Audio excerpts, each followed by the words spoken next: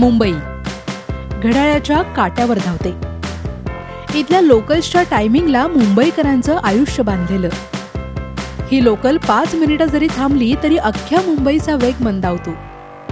पण मंगळवारी CST कल्याण local बराच वेळ घाटकोपर प्लॅटफॉर्मवर थांबून राहिली.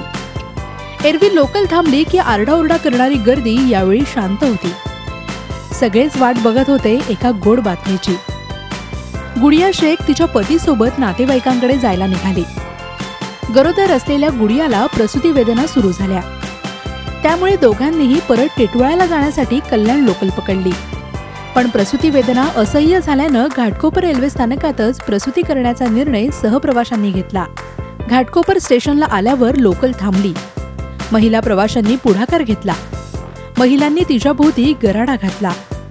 महिला होमगार्डही तिथे पोहोचल्या. 10 मिनिटं श्वास रोखून धरले गेले आणि 10व्या मिनिटाला बाळाचं पहिलं रडणं ऐकायला आलं. गुडियाला मुलगी झाली. गुडिया शेखनं मुलीला जन्म दिला आणि सगळ्यांनी सुटकेचा निश्वास टाकला. या ठिकाणी रेल्वेच्या आवारात असलेल्या वनरुपी क्लिनिकमधले वैद्यकीय अधिकारी मात्र प्रसूती झाल्यानंतर त्या ठिकाणी पोहोचले. त्यानंतर जवळच असलेल्या प्रथमोपचार केंद्रात उपचार घेऊन आई आणि बाळाला राजावाडी रुग्णालयात दाखल करण्यात आलं. हे सगळं होईपर्यंत लोकल प्लॅटफॉर्मवर थांबून राहिली. ज्या महिलांनी तिची प्रसूती केली त्या महिला प्रवाशांनी पुन्हा ही लोकल पकडली आणि घाटकोपर रेल्वे स्थानकावरून ही लोकल रवाना झाली. ते पब्लिक सांगायला आले की लेडीजची डिलिव्हरी झाली आहे. प्लॅटफॉर्म नंबर 3ला ट्रेन थांबली.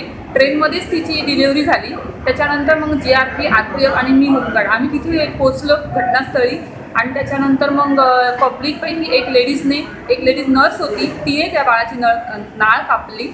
त्यानंतर मग पब्लिक आले आणि मग तिला स्ट्रेचरवरती ठेवून बाळाला मी घेतला आणि मग आम्ही बाहर घेऊन आलो. मैं जैसे वहाँ पे टीमर प्लेटफॉर्म पे आया, गाड़ी रुकी हुई थी. जैसे देखा लेडीज में सब पब्लिक जमा हो गई करके लेडीज़ सब, और फिर बताया गया कि ये एक डिलीवरी हो रहा है करके लेडीज़ का.